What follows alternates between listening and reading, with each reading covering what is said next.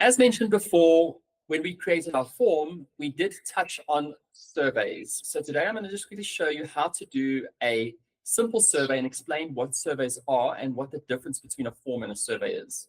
So in a nutshell, a form is a single capture, pretty short information sort of lead capture opportunity for you. So you're going to be asking for basic information generally on a form, whereas a survey, you've got a few options to actually make a longer capture sort of form experience, but without overwhelming someone on, for example, a mobile device with a form that seems to go on forever.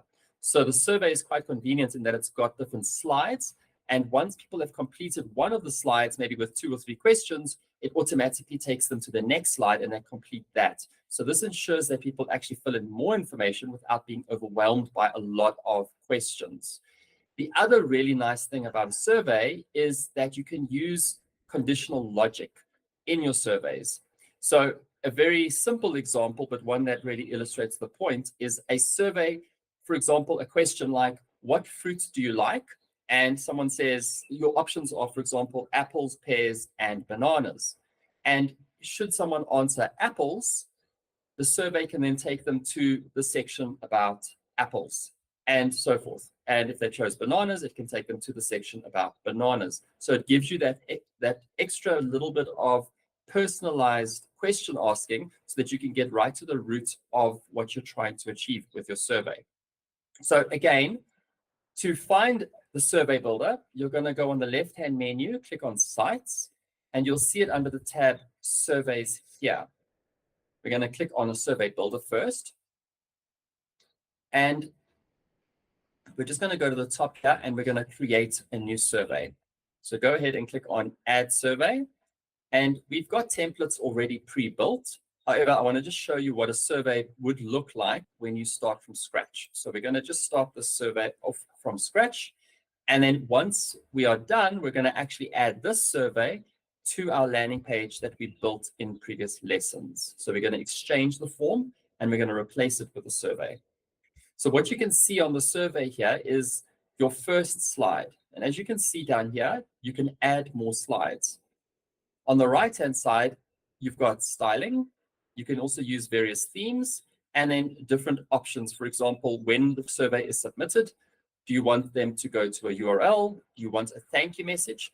And also, what's the message that you give to people, for example, if they are essentially disqualified from the survey, depending on what you're trying to achieve and capture.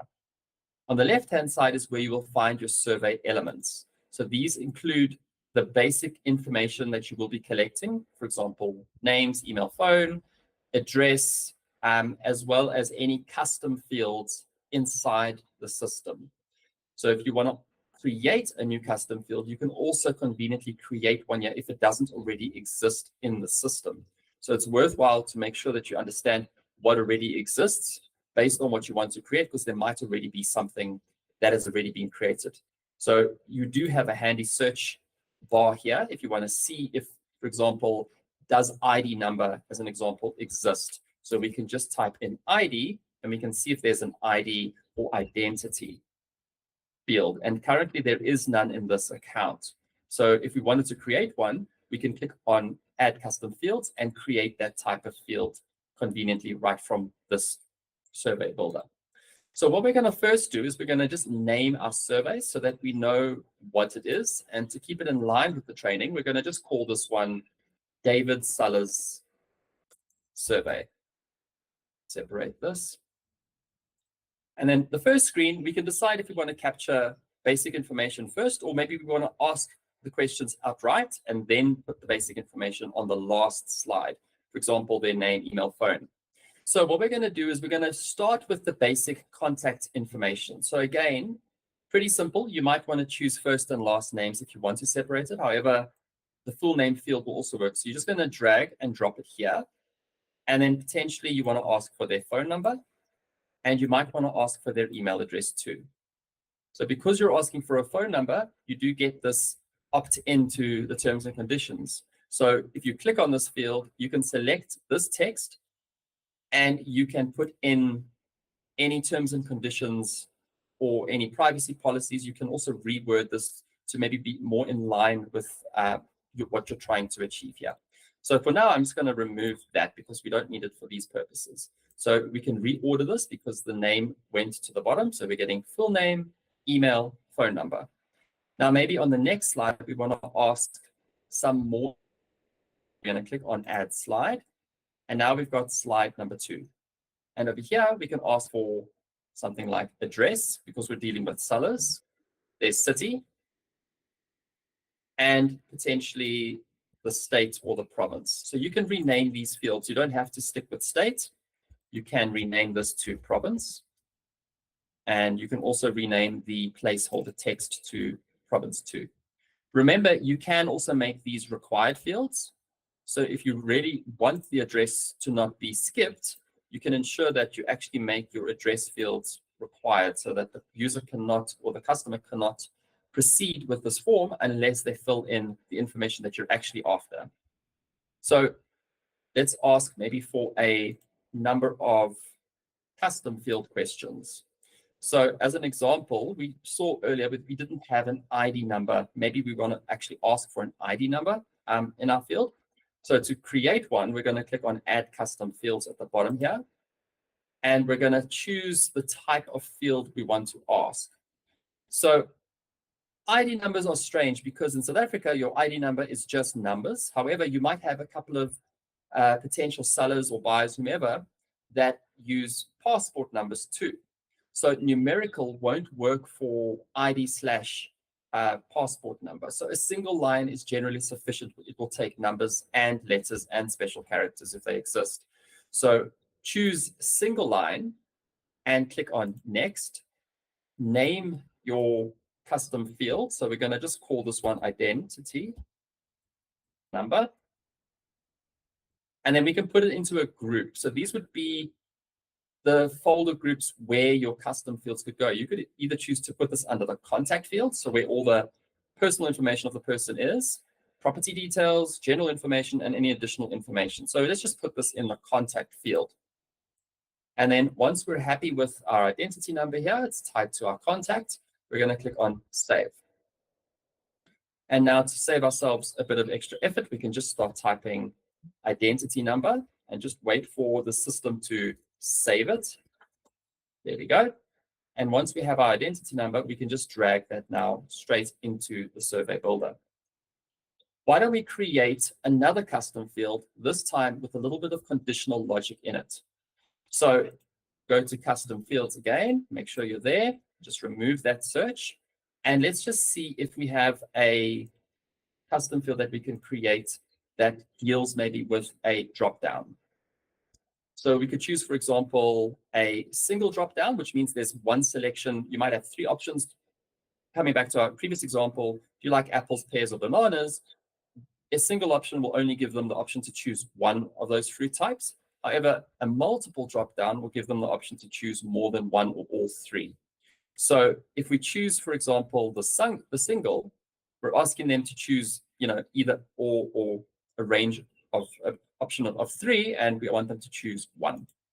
So we can call this something like,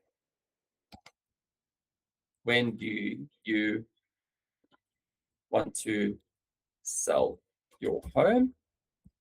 And then we can give a range of options here. So let's just say ASAP. You can add another option to your survey question. So maybe 1 to 3 months. And we can do another one, maybe 3 to 6 months. So you can see we're giving them an option of either of these 3, so they can pick whichever one would suit them best. And I'm just going to copy that so that I can easily find it and click save. Remember to put it into a group. For this, I'm just going to put this under additional information for now and save. Once that's been created, we can just see if we can find it here. There it is. So we can potentially put this one onto another slide. And we can create, because we've got conditions here, if we select this field, we can put in some logic over here. So what's the logic? Should someone choose ASAP? Do we want them to be disqualified immediately? Do we want them to be disqualified only after submit? Remember, if they choose this, it'll disqualify them immediately without capturing that personal information that they've already given to us. So sometimes it's better to disqualify a potential seller based on the question you're asking after they've submitted, because then you're still capturing their information, but you're not allowing them to proceed with the application or their ability to work with you. Another way that this works is to push people to specific slides. So you can see slide 1, slide 2, or slide 3.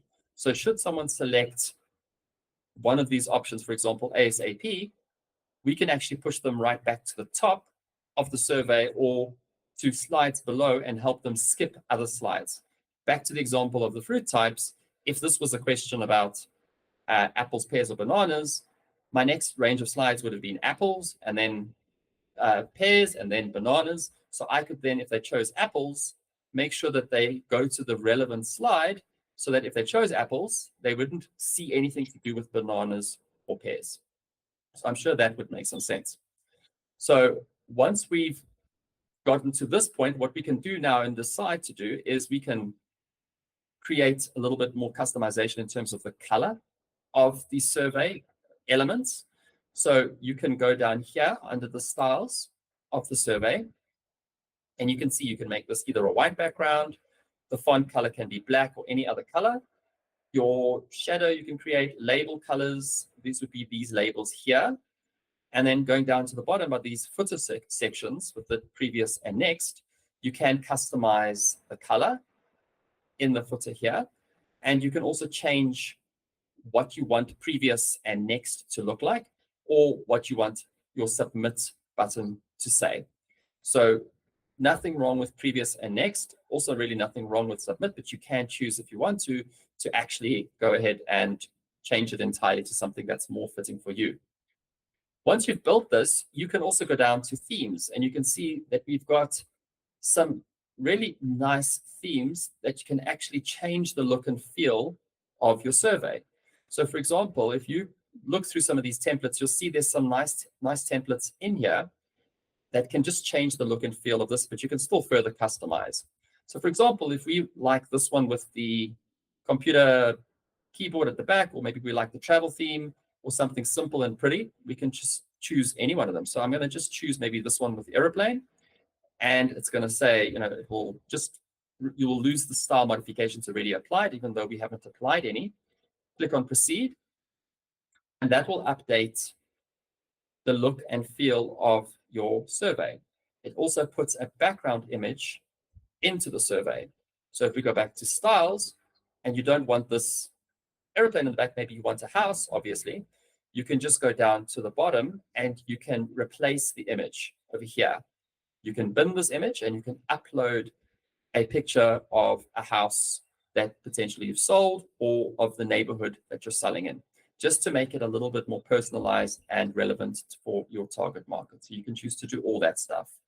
Again, as mentioned before, you can, remember, change the background color here. You can change the font types too.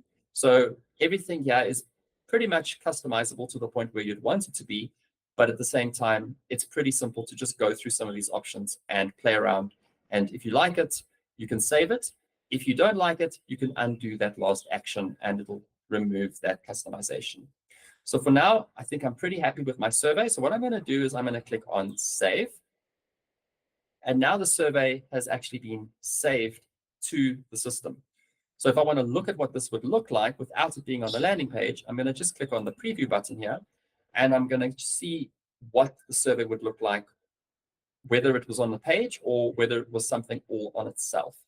So you can play around with it to see, does it work correctly? So for example, full name.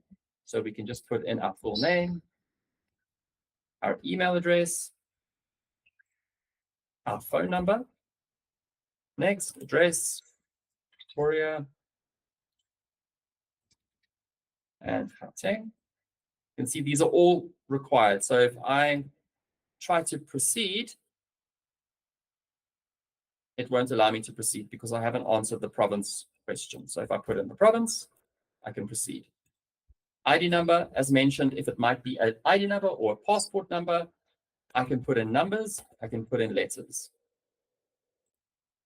And then based on the options that we gave earlier, when do you want to sell your home? ASAP, 1 to 3 months, 3 to 6 months. If they put in 1 to 3 months, it's the last question on the survey, so therefore it automatically submits this. And as I mentioned earlier, you can also customize the message that they have, that they get once they complete the survey. So if we go back here and we go back to the options, we can see the message on submit is exactly like this. So you could customize this to change it from this survey to something like, thank you for taking the time to complete my seller readiness questionnaire, or whatever the purpose of your survey may be. So you can customize this further. Now, if we go back into the landing page, and I'm going to put that survey directly on this David Sellers page. So remember, you can go to your funnel page that you created earlier, and you can use the first page because this is the opt-in where the form was. Remember to click on this one and click on open in a new tab. And I've already done that for us so that we can get into the builder as soon as possible. Now, instead of having a form on the page, I want to replace this form with the survey. So what we can do here is we can just bin the form, click on add element, scroll to the bottom here until we find survey, select survey, and then choose the survey that we want to appear in this space. So there's my David Seller survey. So remember, always do your surveys and your forms before you do your landing pages. It's just much faster to find your stuff, and then you can still make customization changes if you feel like the survey doesn't really fit so nice in the look and the feel of the page. So if we click on David Seller's survey now, we can see there's our survey embedded in this page.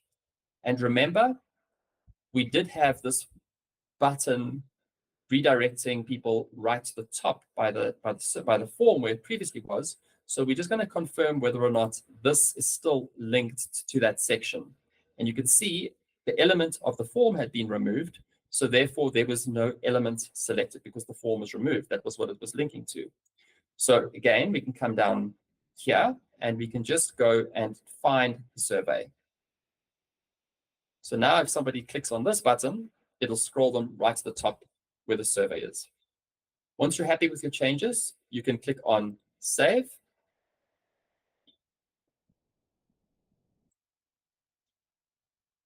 And then also one thing to note, just see this now. If I select the survey element, remember, if we really want people to go to the second landing page where we're acknowledging and trying to push them to our listings, we would have to just change the redirect action again. Because it was previously on the form, now it's on the survey, which is a new element, which means we need to just update the redirect. So you can see, use action from Survey Builder. And the action on our Survey Builder was to display a message.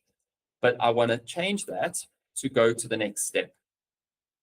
So when they submit this survey, it's going to take them to the next step in this funnel, which is this thank you page over here. Because they're here, once they submit the survey, they're going to go down to the second page, which is the thank you page with the link to the listings. So if you're content with that, click on Save. And then don't forget to push Publish. And that basically concludes survey building and adding that survey to your landing page. What I want to cover just very quickly is assignment of the lead that fills in the survey to a relevant agent by using the workflow builder. So again, we're going to go back to our account. And remember, on the left-hand menu, we're going to go now to automation. And because we had the previous workflow already set up where we did our form submission, where we did our Facebook lead form submission, now we can add maybe a third trigger, which would essentially cover the submission of a survey. So go ahead and find your workflow that you were building. There it is. There's the Sellers campaign. Click on that. Click on David Sellers campaign.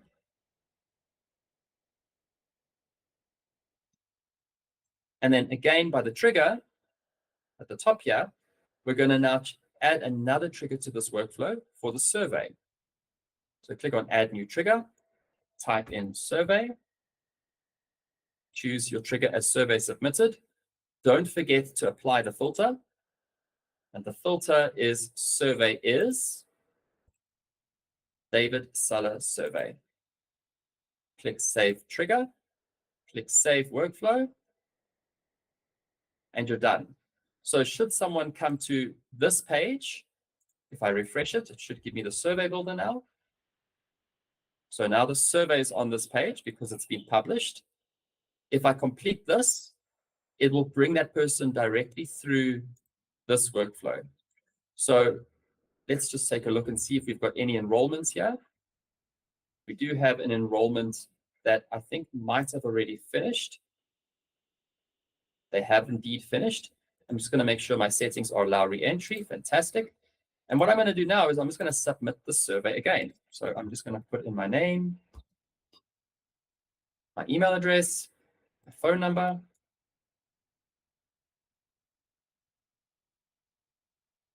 Click Next. Cliff, Victoria, and Gauteng.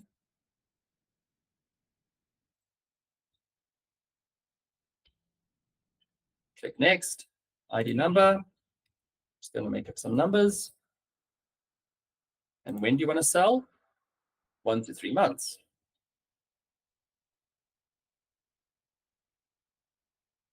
Now, again, we went to the thank you page. So it did correctly redirect us to the landing page and not give us that message that was in the survey builder. And if we go now into the workflow and we just check the enrollment history, we will see there's David now in here. And if we just check the execution logs, we can quickly see was everything successfully executed. And I'm getting a lot of greens for everything. So he was in fact added, assigned to the user. The user was notified. David received an email and he was removed from the workflow because those were all the steps that we had previously built. So a successful workflow with multiple triggers. So you can add your forms, your lead forms from Facebook, as well as your surveys, essentially to the same workflow because they're going to ask generally for the same sort of questions. It might be still sellers, but you're going to have different ways of capturing data. And as just quickly a point to emphasize, if we do not have this assigned to user action selected and to the specific user, when somebody submits that survey, it's not going to be assigned to anyone in particular. So the data will still be captured, but the agent, however, will not be assigned to that lead, and nor will the agent receive that notification that they have a new lead and this is who the lead is. Another useful feature inside Property Funnels is the ability to bulk email your clients. Remember, your clients need to be inside the database in order to use the email facility. And in previous trainings, we will have taught you how to create smart lists. So you can create smart lists and you can email people in those specific smart lists. Another convenient way to also email people is based on the tags that they share. So you can choose whichever way works best for you when it comes to your email campaign. So where do you find the email builder? On the left-hand menu under marketing, you're going to click on marketing and you're going to wait for this screen to load and your social planner will come up first. The second tab is email campaigns and email templates. Now, the difference between these two is that email campaigns are designed to be once-off sends. So that would be like a new property that just launched and maybe you wanted to send it to everybody in a specific suburb, or you've got a show day coming up and you want to send a portion of your database an email inviting them to the show day. But the way you would normally build your campaigns is by actually using a template. So the template is there to help save time for the next time you want to send another invitation. So that way you've got something that you really like, something that is on brand, and you don't have to recreate an email all the way from scratch. So it's worthwhile to create a template that actually works for you and your brand. So we're going to click on templates first. And again, conveniently, we've given you email templates that you can actually, that are pre-built for you. but are also from different industries, including real estate, because sometimes we draw inspiration from, for example, automotive, because they really do emails really pretty. So by the email templates, you can click on this little blue button, and you can choose to either go blank template. However, I like to save some time, so I'm going to create a template from the marketing templates provided here. So click on email marketing templates, and you can further customize your templates. So you will see all kinds of email templates inside the system. But if you want to filter by only real estate on the left-hand side here, just click on show more, go down, click on anything that is real estate related. So you can see there's property specific emails here. There are some for consulting or selling. And we've got a lot of templates here for you that you can just cycle through and see what they look like. So let's just pick one of these templates to save ourselves some time. So this one is actually quite pretty. So I'm going to just click on this property sector template, and you can customize and change every detail of this template. But the nice thing here is that it's going to save you time. It also gives you something that's already pre-designed. So these are actually not bad at all. I'm going to then click on continue because I quite like this template. And what it's going to do, it's going to add this template to the CRM, and it's going to automatically open that template for you so that you can get to work immediately. Once you are busy with it, you can still always save your progress and leave should you ever need to come back and you haven't completed what you're trying to do. But let's just go ahead and see what we've got here, maybe make some minor edits, and then show you how you're going to use a template to create a campaign to send to your list. So again, at the top, you can see we have all of these different elements. We've also got essentially columns and rows that make this template look a little bit more interactive. We can include buttons, images. You can put video links inside your templates too. So YouTube links, for example, also Loom video links. If you want to send somebody something that's more personalized, more from you, like a Loom video, you can also do that. And you can also customize the social channels too. So this template is pretty comprehensively built. So we're not going to make too many changes. So maybe just make a few changes in terms of some of the look and feel and maybe the colors. So what we can see on the left-hand side are our elements. You can see easy to understand text elements, image, button elements, logos, social media elements, anything to do with like FAQs. There's your video element, and then down here, your layouts. So you can have text and image like this. You can also customize how that would look. Single column, two column, three column, and then you've got other different layouts up to 4 columns here too. So the way to change this is if I want to change the background color of this block, I have to just click outside of that block, and then you will see there's my color selector. Remember, you can get something like the color picker. So it's always a good idea to have an extension like a color picker because it's just going to save you time. So there's my color pick eyedropper. And I'm just going to scroll and see if I can find a color. So let's just say I want to use this strange lime green. I'm going to copy that hex code here, close it, and then I'm going to paste it after the hashtag. So again, maybe this doesn't look the best because it's now this lime green on white, and I want to change the text color here. I'm going to then just see what this is. Okay, that is a text element. I'm going to select it. And at the top here, I'm going to change the colors. So there's text color. I'm going to change the text color to maybe a darker color or a black. So I can drag it, or I can paste in my hex code here if I want to have a specific color. So if I just click out of that now, and I deselect it, you can see the color has changed already. So maybe you want to bring in some video elements. You can, again, just drag them in. See, this is inside a 3-column row, so that's why you're seeing the one on top of each other. If you don't like its position, you can maybe bring it down over here. So let's just go ahead and create another row between. So between here and here, you can see drop your content there. And I want to drop this. So I'm going to grab it on the left-hand side here. And I'm going to just go down a little bit. and put it into that block there. Because it's a text, it's a video element, you're going to want to put in the video URL here. You can also put in a video thumbnail. If the thumbnail that YouTube has selected for you isn't what you wanted, you can still upload your own thumbnail and it'll still look like a YouTube sort of link. You can choose the size of the play button. So you can change it to large or you can make it small, depending on your preference. Button opacity, so it can be either solid or you might want to make it a little bit more transparent. As I mentioned, you can also choose if you want to use YouTube. If you use YouTube, you do need a YouTube video URL here. However, you can choose a number of other options, including Loom.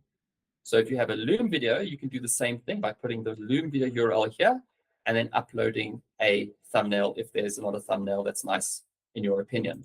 So let's just go back to YouTube and we will pretend that we've got our YouTube video in here. One point, just to let you know, if you put a YouTube or any video element into an email in 2024 and beyond, those videos never ever play in the email itself. So no email builders or email services support inline video playing in email anymore. It makes it look like it's going to play, but what's going to happen when your user clicks on this, it's going to redirect them out of the email to your YouTube channel where they can watch the video. So that is just something to bear in mind, that your email will never have an actual video in it that will play for the full duration of the video. One of the nice things with Loom is that if you chose Loom, it also gives that sort of moving GIF of the first 2 seconds of the video. So it has a slight moving element to it too. So that is nice about Loom, but YouTube doesn't offer that. So going into the buttons, very similar again to what we saw in the landing page builder. If you want to change the text of this button, you can change the text here. So you can rewrite something completely. So take a virtual visit. Let's just write that. And you can change your fonts. You can change the sizing of that font. You can change the font color. You can align them too. But most importantly, if you have a button, you can have it redirect to a URL that could be to your landing page.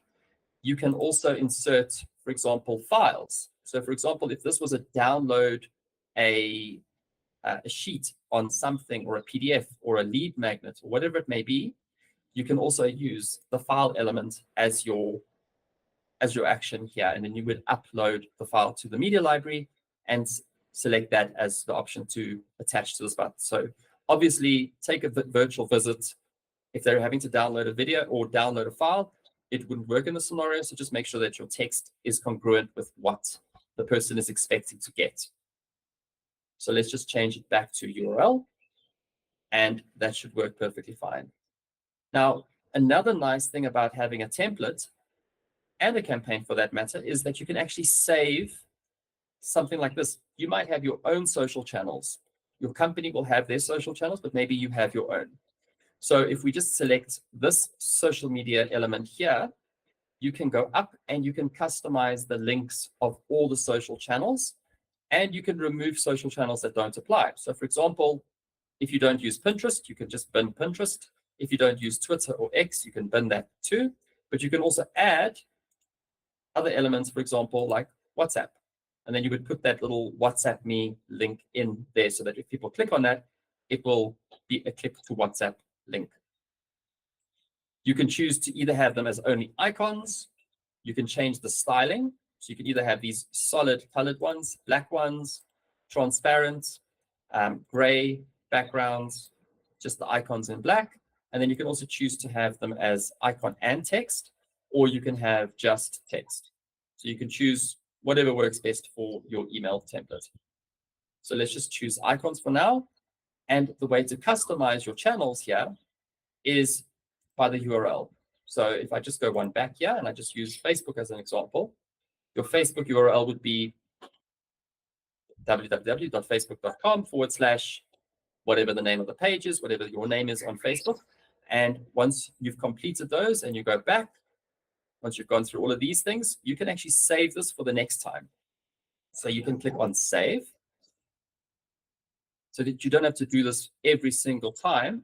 And the next time you build a template, you can find your saved items by going to the top here. And you can always customize the name of this element. Let me just find it. My screen is a little bit dark right now. There we go. So you can rename this so that it is your social channels. So I'm going to just say David social media channels. So if I go here, or I go here and I want to bring in a future email, maybe I want to bring this element in. So let's just delete this for now. And we can just drag this directly in now. So it will have the same elements, it will have the same links, just saving it an extra bit of time. So you can have something that's customized just for you based on the saved elements inside the email builder. So once you are happy with your campaign or with your template, you can obviously just rename it. So property sector would become property sector. Let's just write David for now. And then click Save Template. And once you're happy with the template, you click on Go Back. And then here by the emails, we're going to go now to campaigns. So let's just make sure that our email is here. Property sector David is right there. So that's our template. Now I want to launch an actual campaign to a specific portion of my database. So click on campaigns now and go to new.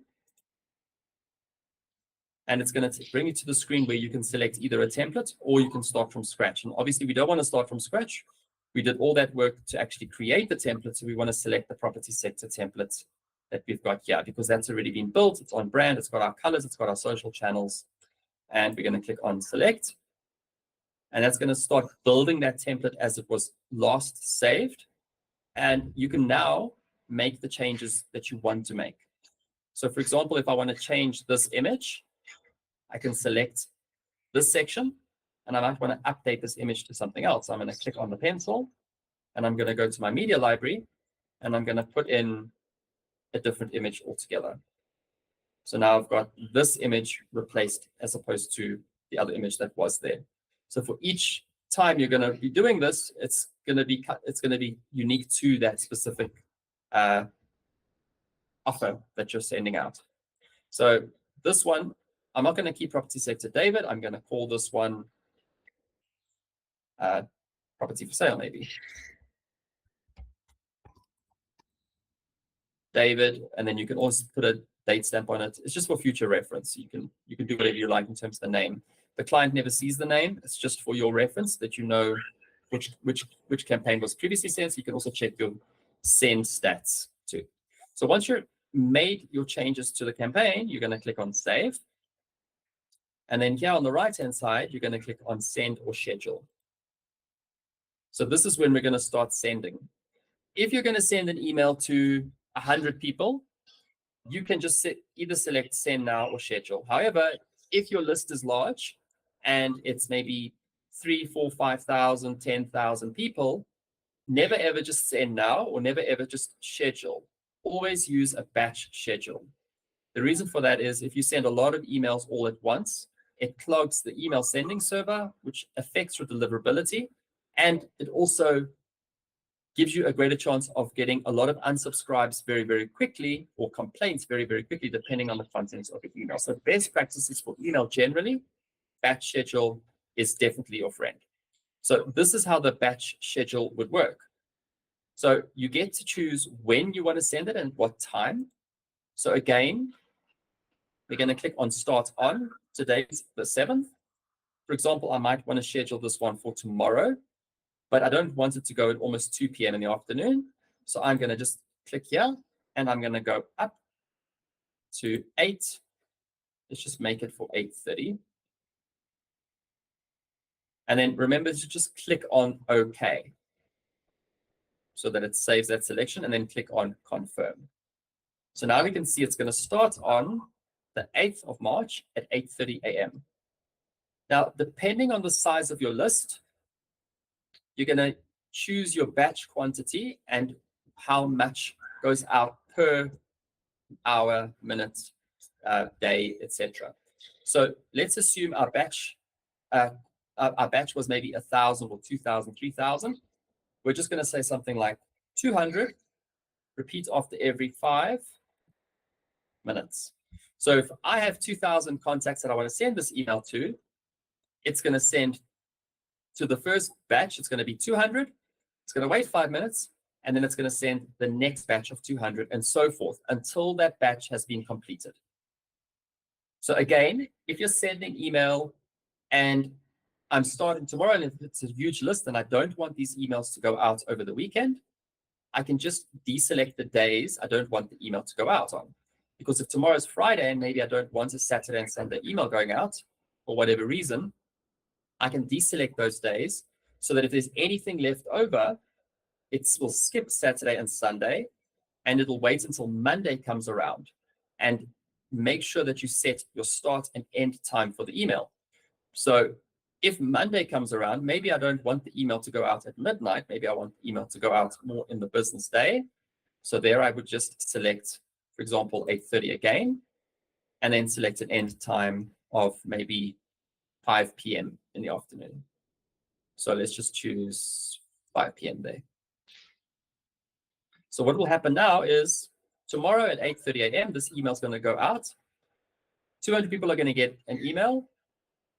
And then 5 minutes later, the next 200. And 5 minutes later, the next 200, until it completes everyone that was selected.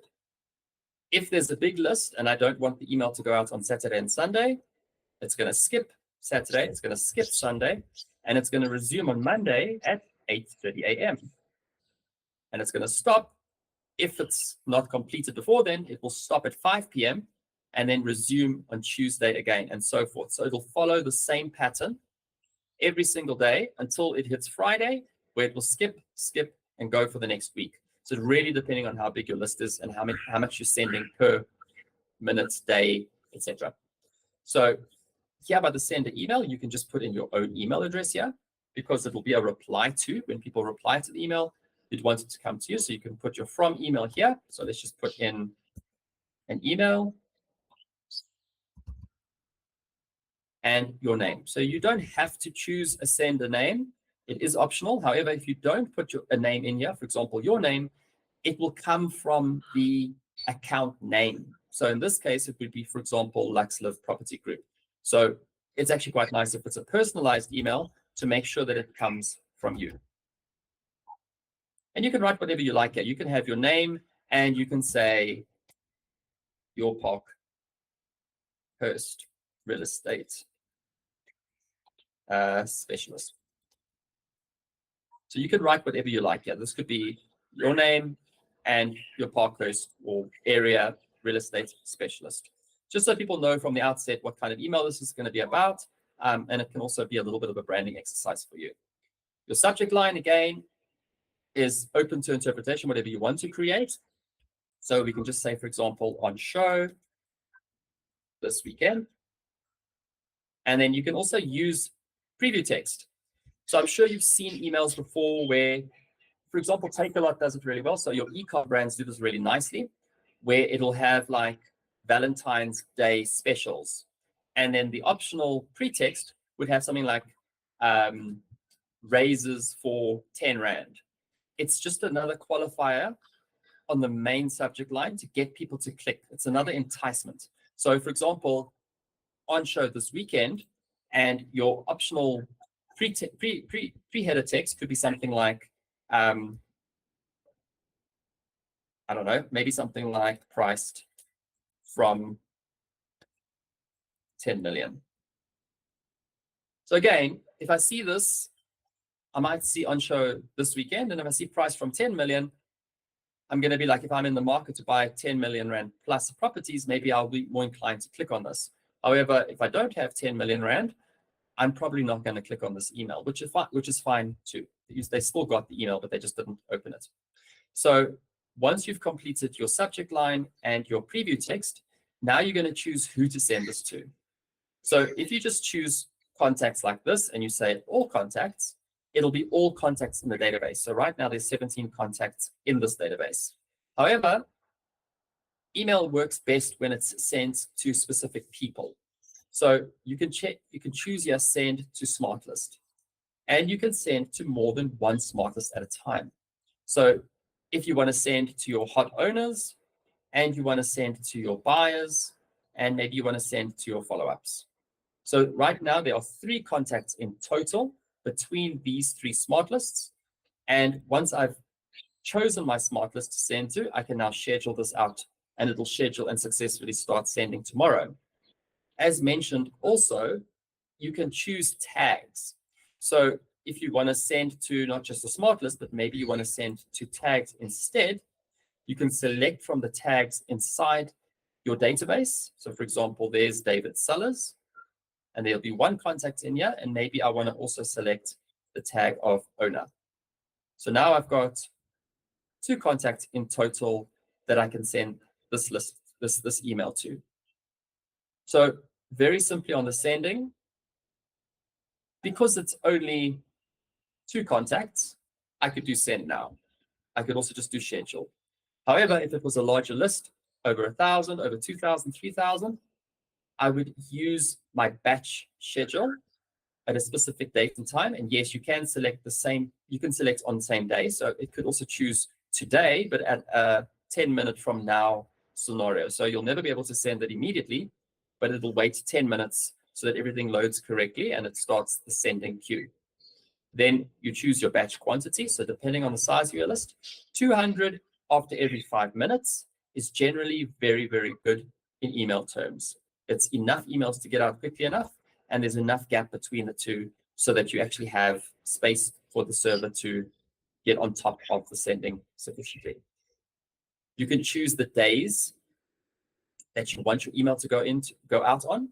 So anything that's in the dark blue is the days that are selected. Anything in the light blue are the days that are deselected. So it won't send on these days that are deselected.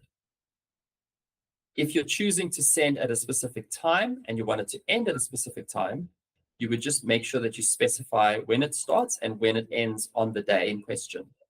So as a reminder, if I'm sending this tomorrow and my list does not complete, it's going to skip Saturday and Sunday. It's going to stop at 5 p.m. tomorrow, by the way. It's going to resume Monday, 8:30 a.m., stop Monday, 5 p.m., resume Tuesday, 8:30 a.m., stop Tuesday, 5 p.m., until that full list has received that email. Make sure that you put in your sender email address. So whatever your company email address is can go in here. Your sender name, if you leave it blank, it'll be the name of the CRM account, the company that you're in. However, if you add your own name there, you can also qualify it a little bit more and make it a bit more standout-y in the inbox. Your subject line, it's important to have a good subject line so that you actually get the open. And you can also use preview text, which will just entice people to potentially click on the email or realize that this email is not for me, and they will not click on it. Choosing your contacts, you can choose all contacts. You can choose to send to specific people on smart lists, multiple smart lists all at once. So you might have 2 and you want to send it to both. You can choose your smart lists, or you can choose based on tags. And then once you're happy, you can click on save and schedule. Another really cool free feature inside Property Funnels is the AI Toolset, which you can find on your left-hand menu. The AI Toolset is a really easy way to create content. So think ChatGPT with all the prompts already done for you. All you need to do is input specific inputs, for example, name or what you're trying to create content on. This toolset will actually help you with a lot of your marketing. So for example, you can see we've categorized these tools into different sections. So depending on what you want to do, you can either choose marketing, websites, social media, WhatsApp, and you can also see how many tools are in here.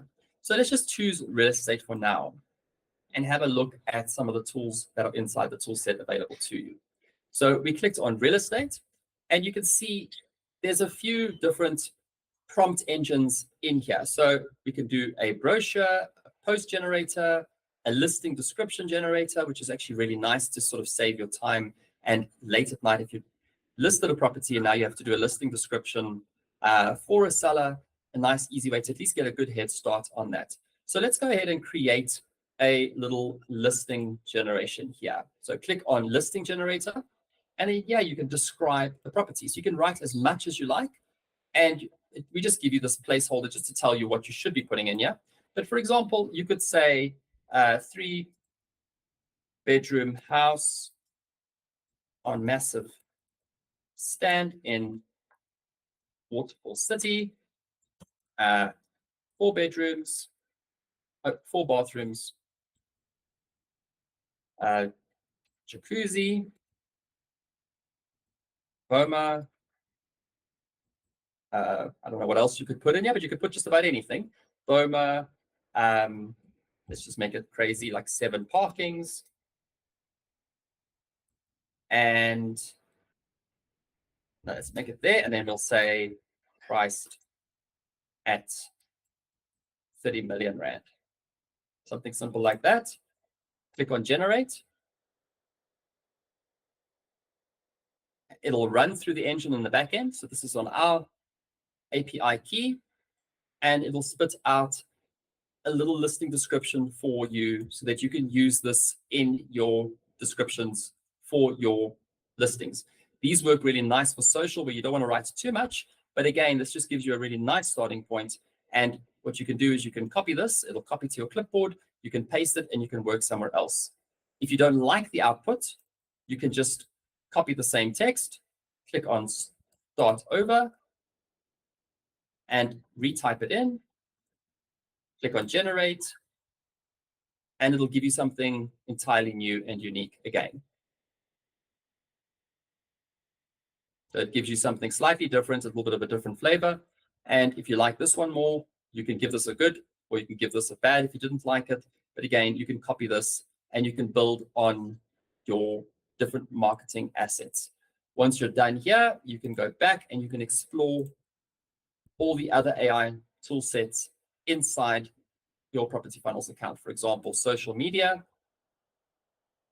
You can see there's a lot of different social media channels and different generators here. TikTok video script generators, Instagram reel script generators, Facebook caption generators, stuff for Twitter, lead magnet copy generator, and for example, WhatsApp introduction generator for new leads, and invitation generator for property listings. So if you have a new listing and you want to send out a WhatsApp, a very convenient way to create your templates, by the way, created through the AI here. So if we just go here and we say, enter the area where the property is located, and we just type in Waterfall, and we wait for it to generate.